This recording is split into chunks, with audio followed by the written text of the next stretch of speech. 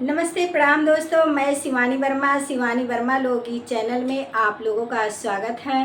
दोस्तों, आज मैं लेकर आई हूँ आप लोगों के बीच में एक प्यारा सा कहरवा नाच गीत है। आप लोग ज़रूर सुनिएगा और कमेंट करके बताइएगा कैसा लगा ये कहरवा नाच गीत को फुल वॉच करिएगा, वीडियो को शेयर करिएगा, लाइक करिएगा और कमेंट करके बताइएगा कैसा लगा ये प्यारा सा कहरवा नाच गीत। बहुत बहुत धन्यवाद करती हूँ मैं आप लोगों का मेरी गीत सुनने के लिए। तो आइए सुनिए आप लोग। आपना तसोय पिया खेत खरिहानवा, आपना तसोय पिया खेत खरिहानवा, गारमी महीन पिया लाए मोर गवानवा, गारमी महीनवा पिया लाए मोर गवानवा, आपना तसोय पिया खेत खरिहानवा, आपना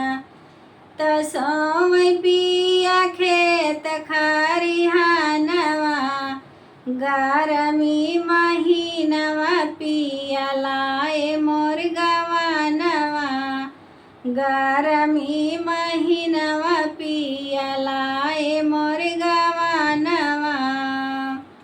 एक दिन सासु मोरी पिया के बोलावती, एक दिन सासु मोरी पिया के बोलावती, दाहिने हाथ कालर पकड़ित बाएं हाथ कानवा,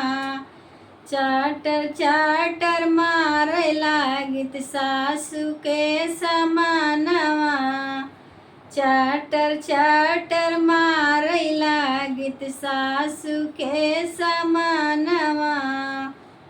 आपना तसोय पिया खेत खरिहानवा, गारमी महीनवा पिया लाए मोर गवानवा, गारमी महीनवा पिया लाए मोर गवानवा। एक दिन मोरी जठनी पिया के बोलावती, एक दिन मोरी जठनी पिया के बोलावती, दाहिने हाथ कालर पकड़ित बाएं हाथ कानवा, चाटर चाटर मारे लागित जठनी के समानवा, चाटर चाटर मारे लागित जठनी के समानवा, आपना तसोय पिया खेत खरिहानवा, गारमी महीनवा पिया लाए मोर गवानवा, गारमी महीनवा पिया लाए मोर गवानवा। एक दिन मोरी ननदी पिया के बोलावती, एक दिन मोरी ननदी पिया के बोलावती,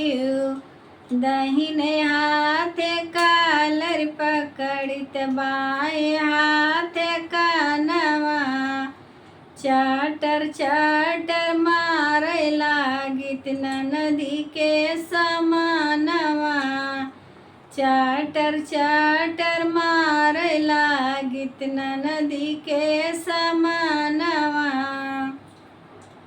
आपना तसोय पिया खेत खरिहानवा, गारमी महीनवा पिया लाए मोर गवानवा, गारमी महीनवा पिया लाए मोर गवानवा, लाए मोर गवानवा हो लाए मोर गवानवा, गरमी महीनवा पिया लाए नात सोई पिया खेत खरियानवा आप नात सोई पिया खेत